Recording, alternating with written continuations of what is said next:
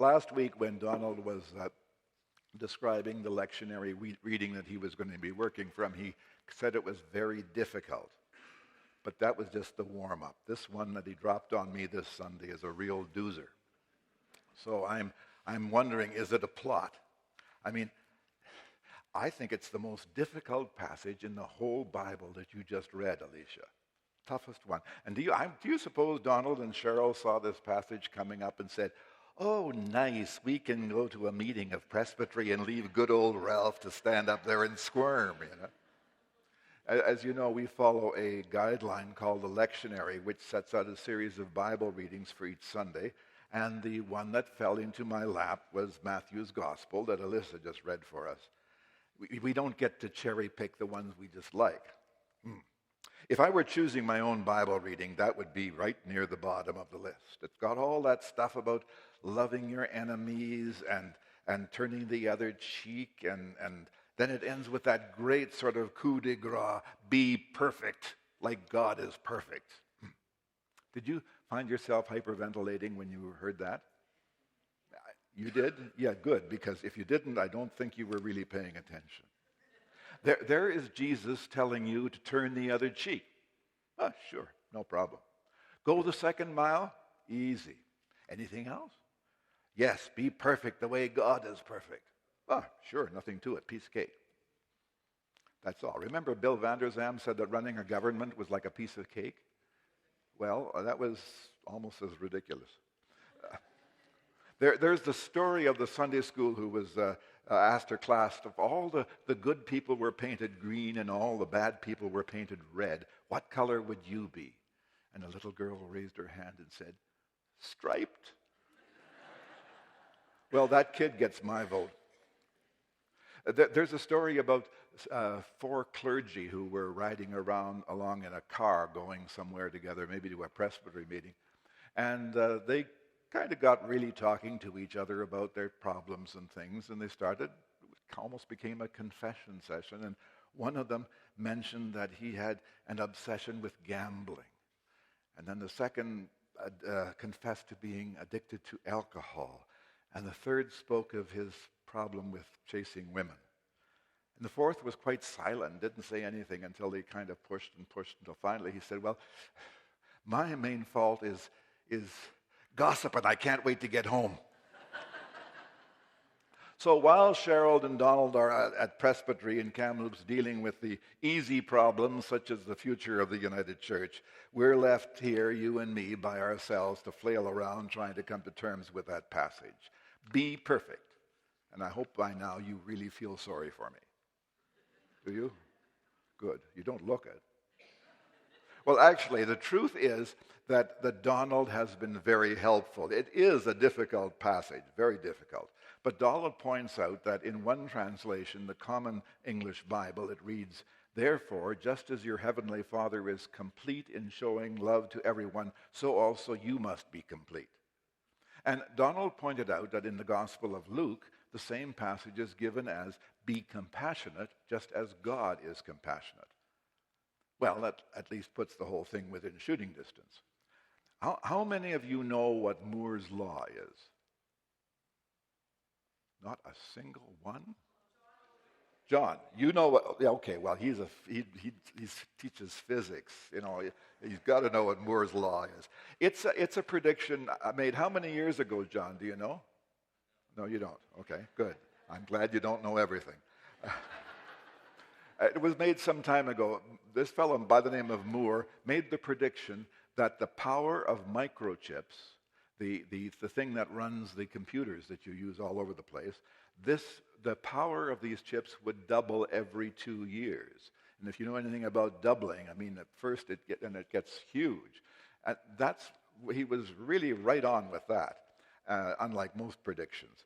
The other thing that has happened also is that the power of the software, the programs that run these chips, is really doubling every couple of years too. Back in 1970, Alvin Toffler wrote a book called Future Shock. It became an international bestseller. I produced a series of television programs in Calgary based on that book. That was almost half a century ago, I think. Toffler predicted that the social change would continue to speed up and get faster and faster. Future shock, he said, is the experience of too much change in too short a period of time. I don't think he knew just how right he was. I'll spare you the details because you know this just as well as I do, but think of the things that have changed in your lifetime. The huge revolution in sexual ethics, morality, the earth-shaking changes in business practices, international travel, the internet, computers, iPhones, shots to the moon and Mars and so forth. Toffler predicted, this is his second prediction, which didn't turn out. He said that people would retreat to their churches to find, quote, an island of stability in the swirling ocean of social change. Yeah, fat chance. I just finished writing a book, as many of you know, called This United Church of Ours, which is all about all the changes that have been happening in the United Church. So, what do we do? Check that verse, be perfect. Be perfect, or be compassionate. Love everybody. All you need is love. Those are nice, inspiring slogans, aren't they? But, slogans and high-tone poetic verse doesn't really help a whole lot, especially in the day-to-day struggle of trying to live a faithful life in the middle of swirling social change. Many of us, especially those of us who are a little bit long in the tooth, we were raised on slogans. Do you remember some of them? Okay, here, brace yourselves. Keep your ear to the ground, your eye on the star, your face into the wind, your nose to the grindstone, your hand on the plow, your shoulder to the wheel, and your mind on Jesus. You got that? There was a woman named Lady Hillingdon who back in 1912 advised a new bride who was sailing to India where she would meet her future husband about what she should do on her wedding night. And Lady Hillingdon's advice was, close your eyes and think of England.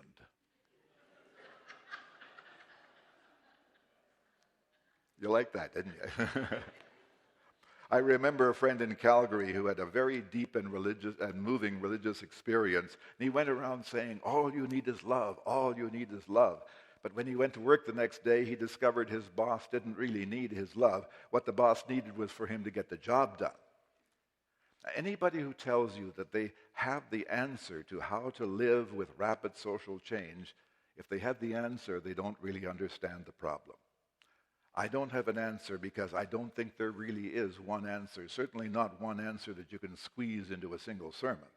But I do have some suggestions that I hope are helpful.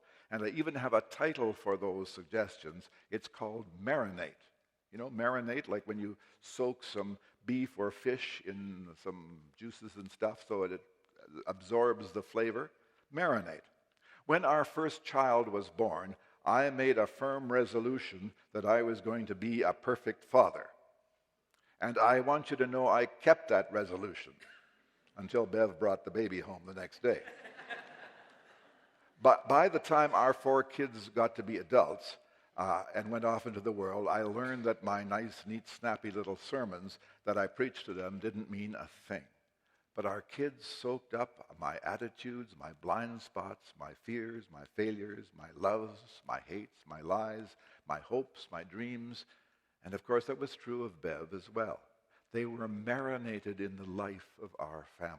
They just soaked it up for good and bad. Now, grandparenting was a whole different experience.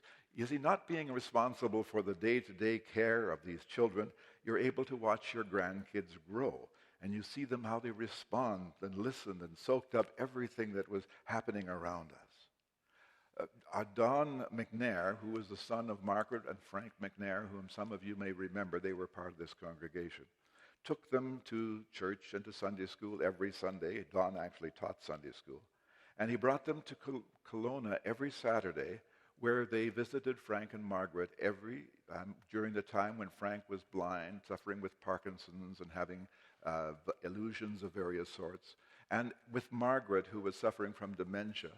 And they would answer her questions, the same question 3 times in a row, not because they were told to, but because they had seen their parents do exactly the same thing.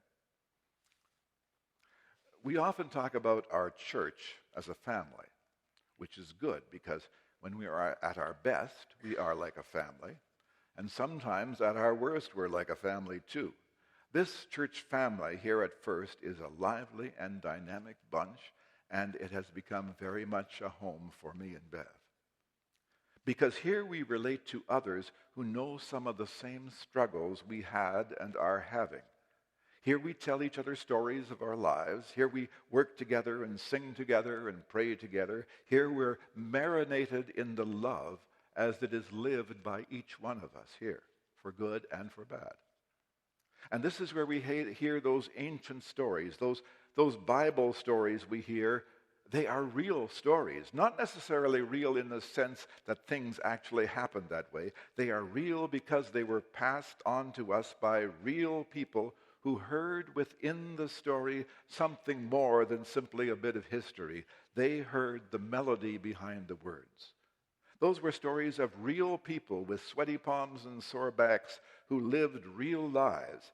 And the stories were passed down to us through the ages by real people who often added details from their own lives, which helped the story to grow. And in those stories, we can sense the Spirit of God at work and sometimes allow that Spirit to work in our own lives. We don't become Bible experts, but we can marinate in those life-teaching stories of the Bible. When my nephew Jay died some years ago, we were gathered around his bed at the hospital. He was young, newly married, a bright, active young man in his early 20s, brought down by melanoma cancer. And the pain was made almost unbearable by a whole bunch of really stupid family quarrels happening around his bed as he was dying. It was awful. An Anglican priest came into the room. He was a friend of Jay's. In fact, Jay sang in the choir at his church. And I thought to myself, okay, Reverend, please don't say anything helpful because what we don't need right now is a bunch of platitudes. Well, the priest heard the bickering around Jay's deathbed, and I saw that he had tears in his eyes. He opened a small black book and he read one of the lamentation psalms. God, my God, why have you forsaken us? Where have you gone? Why have you left me alone? Where are you? And his voice broke. He couldn't continue. I put my arm around his shoulder and we cried together. And there was healing, there was holiness in those tears, because in those ancient words that he read, we heard the cry of centuries of people who knew that kind of pain. Hearing those ancient words, we heard the cry of Jesus screaming out his life on the cross. That holy moment was made possible because the priest and I had lived in a family called the church. We had been marinated in the community of faith. We had heard those long, long stories, those cries of joy and pain, and in them we found the strength to bear the pain and the horror of that hospital room. In all the dynamic energy of this church, we feel the Spirit of God active and moving. Over coffee after church, as we gather for a meeting, or in the meeting itself, we hear the bits and pieces of lives we share. We eat together, we celebrate together. In the choir practice on Thursdays, there's a whole lot of stuff that goes on beyond singing, and a whole lot of support. A week ago Saturday, I found myself smiling at the joy of an old man dancing with a young child. This was at the family event here at the church, and it was just beautiful. Kids dancing with adults and just having a genuinely good time. In the study group that Bev and I go to every week on Mondays, we discover our own stories as they're reflected in the lives of the Bible stories. And in the youth group, the Sunday school, the many gatherings of this community, and of course the Sunday morning worship, we marinate ourselves in the long, long stories of the people who have gone before us and the friends who walk beside us in this church. What the church gives us is a way of being, a way of living out the good news that makes it possible to live more creatively with all the stuff that is swirling around us. It's not a set of rules, and it's certainly not a bundle of pious platitudes and sweet sayings. It's a way of looking at life, a way of being and a sense of what's important and what's trivial. It's a way of living that values things such as love and understanding, justice, inclusiveness, compassion. It's not a kind of love that can be boiled down into a slogan, but the kind of love that reaches out to a street person badly in need of a bath. It's the kind of love that stands with you at 4 a.m. when you're puking your guts out in the toilet. It's the kind of love that's there when, as someone said to me just before church, life really sucks. It's the kind of love that a parent or grandparent shows a child even when the child throws back nothing but abuse. It's the kind of love that comes of long friendship and mutual respect. That's what we work at here. That's what we mean when we talk about love and try to live it in our church. We do it in a dozen different ways, most of which are almost invisible.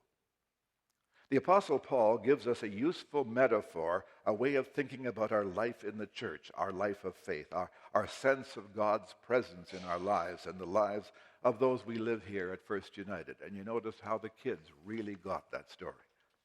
Think of yourself, of your body as God's temple, says Paul, the place where God lives. God's Spirit dwells in you, he tells us. And because of that, there is point and purpose to your life. Many of us here are in our senior years with a whole bunch of health problems and unable to do many of the things we used to do. And I wonder sometimes, I suppose you do too, what was it all about? I find myself wondering, what's the point of my life now at 82 years, swallowing a handful of pills every morning? My date book is full of medical appointments. The Apostle Paul looks me squarely in the eye and says, look, Ralph, your body, old and creaky and wrinkled as it may be, your mind, forgetful and confused as it may be, is still the temple of God. God is not some bearded old man floating around on a cloud. God is at the very center of who you are. You and I are the temple of God. Being perfect, being compassionate like God is not some impossible idea invented by a wild-eyed mystic 2,000 years ago, but a way of thinking about ourselves. It's a way of life learned and absorbed as we marinate ourselves in the work and witness of this church. When we absorb, when we marinate in the life, the story, the song, the worship, the traditions of the church, we find ourselves in touch with the God who lives in our souls. When we believe and understand and live by that sense of God in ourselves and in each other, we can become what we are called to be. And that applies to you whether you're just starting out in life, somewhere in the middle, or tottering near the end of it like me. Be perfect, Jesus tells the Gospel of in the Gospel of Matthew. Be compassionate, as Luke puts it.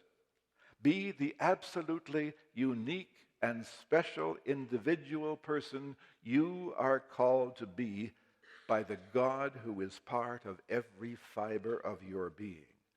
You are God's temple. God is alive in your life. Amen.